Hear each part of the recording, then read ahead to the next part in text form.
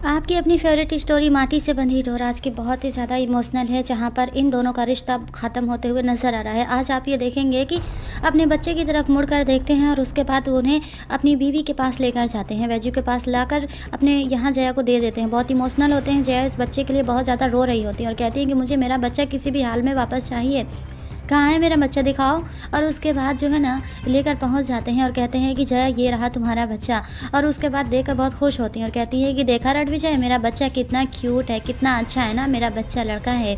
और उसके बाद सारे परिवार वाले आ जाते हैं और कहते हैं कि इतनी मुसीबत झेलने के बाद ही जया इस घर में बहुत ज़्यादा खुश हो जाएगी, क्योंकि उसे अपना अपना बेटा मिल चुका है, उसका अपना बच्चा मिल चुका है। तब रागिनी आकर कहती हैं कि क्या हुआ रणविजय, तुम इतने परेशान क्यों नज़र आ रहे हो, कुछ हुआ है क्या? तब यहाँ पर बोलते हैं कि नहीं, कुछ भी नहीं आई। वैजू भी यहीं है क्या, हमें पता नहीं उसके बारे में, कहाँ है वो?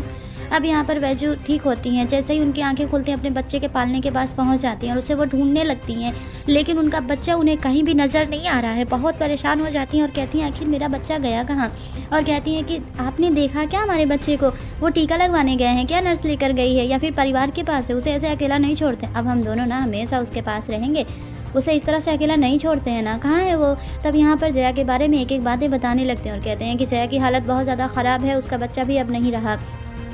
और तो बोलते हैं कि अभी जया कैसी है, वो ठीक तो है ना? जया तो अभी बिल्कुल ठीक है, लेकिन मैं एक और सच बताना चाहता हूँ। उसका ये है ना सच कि हमारा बेटा वायु, हमने उसे जया को दे दिया क्योंकि हम जया को बचाना चाहते थे, और शायद मेरी जगह तुम होती तो तुम भी यही करती, तो मुझे माफ़ कर दो, मेरा कोई हक नहीं था। उसके बाद भी तो बोलती हैं कि हाँ ठीक है, लेकिन तुमने जो भी किया है ना, मैं इसके लिए बिल्कुल भी एग्री नहीं हूँ, मैं इसके लिए तुम्हें सहमति नहीं देती हूँ, और अपने बच्चे को वापस लाकर ही रहूँगी। एक माँ को आपने इतना बड़ा तकलीफ़ दिया है, एक माँ के लिए दूसरी माँ को तकलीफ़ दिया है, मैं तुम्हें कभी माफ़ नहीं करूँगी। और माफ़ी तो तुम मुझसे गलती से मांगना भी मत, वो हमारा था ना, हमारा था, उसके बाद भी तुमने ऐसा किया। मैं ऐसा ज़रूर करती, लेकिन ऐसे नहीं जैसा तुमने किया है, सोच समझ कर बहुत अच्छे से करती, लेकिन तुमने बगैर मेरे से पूछे ही मेरे बच्चे को किसी और को दे दिया।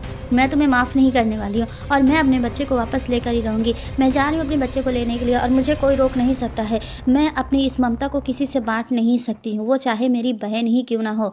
मैं बिल्कुल भी इसके लिए तैयार नहीं हूँ, इसीलिए तुम भी मेरा पीछा मत करना, मैं अपने बेटे को लेकर ही रहूँगी। काफ़ी ज़्यादा ही वैजू रो रही हैं और कहती हैं कि देखो राणा जी, आपने जो भी किया है वो बिल्कुल भी सही नहीं है। मैं जयू के लिए इतने कॉम्प्रोमाइज़ेस क्यों करूँ? मुझे नहीं करना है, मुझे मेरा बेटा वापस चाहिए, मैं जा रही हूँ यहाँ से। उसके बाद वो आ जाती हैं और फिर आगे सामने आकर देखती हैं तो वो बच्चे के साथ बहुत ज़्यादा खुश होती हैं जया। फिर उनकी वो कंडीशन याद आ जाती है, जो भी डॉक्टर ने कहा है, सारी बातें याद आने लगती है, किस तरह से जया के साथ इन्होंने अपनी ज़िंदगी बिताई है, कितना प्यार था इन दोनों बहनों में, ये सब कुछ याद आने लगता है, जिसकी वजह से वो फूट-फूट कर रोने लगती हैं और दरवाजे पर ही खड़ी रह जाती हैं। बाहर से सब कुछ देख रही होती हैं। उसके बाद रोते भी लगते, परेशान होते हुए वो वापस आ जाती हैं और अपने बच्चे के पास नहीं पहुंच पाती, क्योंकि बच्चे से भी ज़्यादा तो बहन का प्यार याद आता है।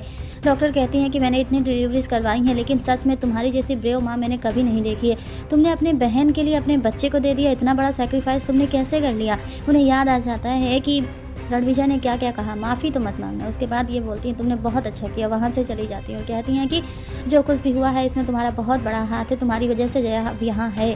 और यहाँ पर जो वैजू है ना, चली जाती है वहाँ से। रणविजय कहते हैं मैं क्या करूँ, मैं अपने बच्चे को भी अपना नहीं कह सकता हूँ।